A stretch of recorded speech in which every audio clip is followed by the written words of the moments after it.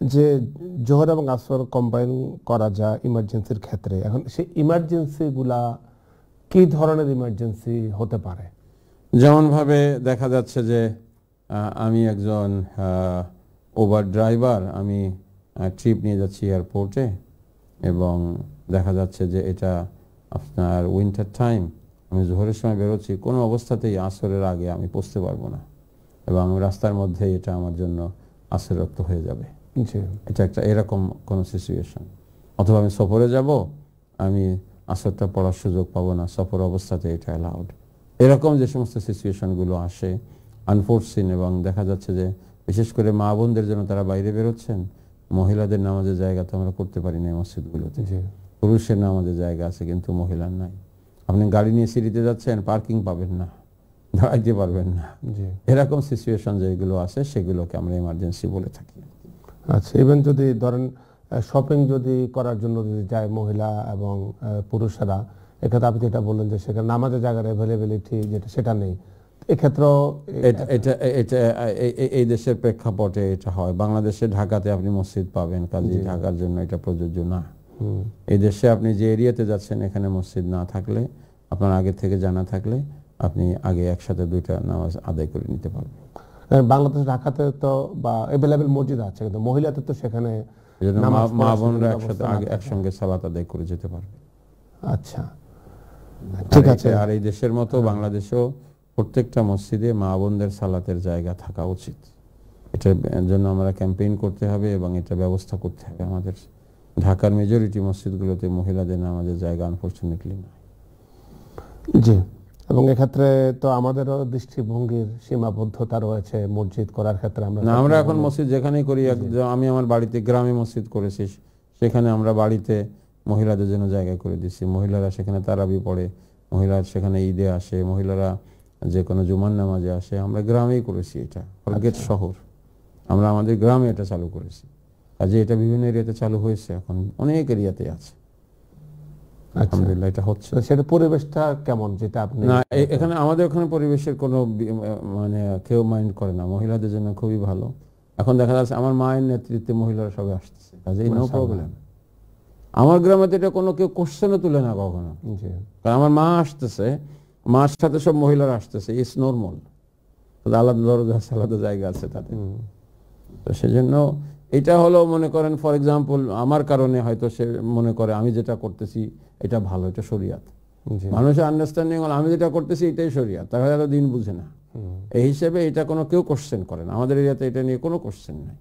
আমরা যেভাবে বলছি আলহামদুলিল্লাহ মানুষ এটা মানে, এবং এটাই মানে আলহামদুলিল্লাহ এটা নিয়ে কোনো কোশ্চেন আজ পর্যন্ত হয় না এবং এটা হবেও না আশা করি।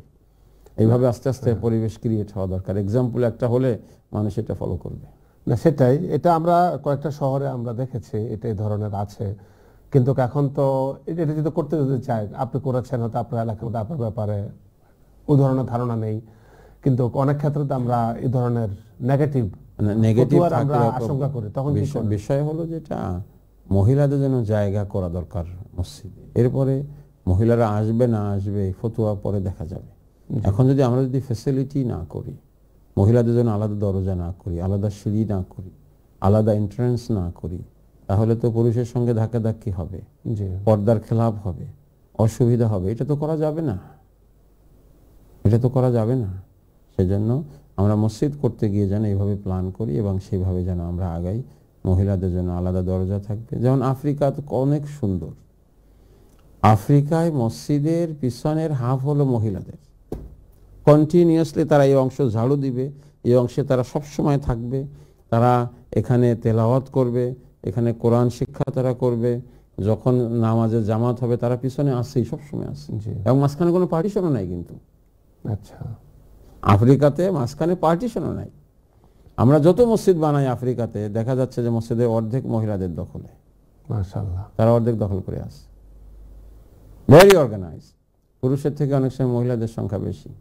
আল্লাহ রসুলের জামাতে যেমন পুরুষ মহিলা বাচ্চাদের কাতার এক্স্যাক্টলি এরকম। আল্লাহ রসুলের মসজিদে কিন্তু পর্দা ছিল না। আমরা তো ফিতনার কারণে এখন আমরা পর্দা দিছি, এটা প্রয়োজন, এটাকে আমি অপ্রয়োজনীয় মনে করি না, এটাকে আমি মনে করি এটা ঠিক আছে, দ্যাট শুড বি। কিন্তু আল্লাহ রসুলের সময় তো এটা ছিল না। আফ্রিকার মসজিদগুলো কিন্তু মহিলারা অনেক যায়, মাশাআল্লাহ তাবারাকাল্লাহ। হ্যাঁ, মহিলারা যারা ঘরে নামাজ পড়বে তাদের জন্য ঠিক আছে, যখন তারা সময় পাবে তখন তারা মসজিদে আসবে। মসজিদে না আসলে তারা দিন শিখবে না। তো বিশেষ করে শিক্ষার জন্য তারা মসজিদে আসা দরকার। মসজিদে আসার কারণে যেন স্বামীর হক, বাচ্চাদের হক, ঘরের হক যেন নষ্ট না হয়, এটা খেয়াল করা দরকার। এক বয়সে গিয়ে কিন্তু মহিলাদের তখন স্বামীর হক আদায় করা হয়ে গেছে, বাচ্চাদের হক আদায় করা হয়ে গেছে, ঘরের হক আদায় করা, এখন মহিলারা কোথায় যাবে? এই সময় তাদের জন্য মসজিদটা তাদের অবলম্বন, জন্য মসজিদে মহিলাদের জায়গা থাকা ভালো। এবং তারা না গেলে কোনো অসুবিধা নেই, কিন্তু যখনই প্রয়োজন, যখন তারা যেন যেতে পারে, এই সুযোগ যেন তাদের থাকে। এবং আমরা দেখেছি ইউরোপের অনেক দেশে, ইস্টার্ন ইউরোপ বা সাউথ ইস্টার্ন ইউরোপের অনেক দেশে এই সুবিধাটা রয়েছে। ওয়েস্টার্ন কান্ট্রিতে আলহামদুলিল্লাহ, লন্ডনেও তো বিভিন্ন মসজিদে মহিলাদের জায়গা আছে, এবং জায়গা আমরা করে দেই এবং করে দেওয়া দরকার। হ্যাঁ, যদিও অনেকখানে প্রপারলি করা যায় না, তারপরে কিছু না ছোট করে হলেও একটু জায়গা মহিলাদের জন্য আছে। এবং রমাদানে মহিলারা যেভাবে তারাবিতে যান, এমনকি কিয়ামুল লাইলে অংশগ্রহণ করেন, আলহামদুলিল্লাহ, এটা তো ভেরি এনকারেজিং। এবং এতে করে তো ফ্যামিলির পক্ষ থেকে আমরা এরকম কমপ্লেন পাই না যে হুজুর আমার ওয়াইফ চলে যায়, আমার অসুবিধা হয়।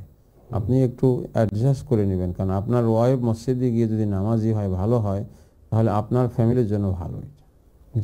এই জন্য আপনি নিজেও ভালো হয়ে যাবেন। আপনি অলস, ঠিক মতো নামাজ পড়েন না, বোনটা ভালো করে নামাজ পড়েন না, আপনার ফ্যামিলির জন্য ভালো। ওনার দেখা দেখি আপনি অ্যাক্টিভ হয়ে যাবেন ইনশাআল্লাহ। এবং এটা সাইকোলজিক্যাল ব্যাপার। মা যদি মসজিদের মধ্যে যায়, অথবা স্ত্রী যদি মসজিদে যায়, স্বাভাবিকভাবে বাচ্চা এবং স্বামী কিন্তু ঘরে থাকবে না।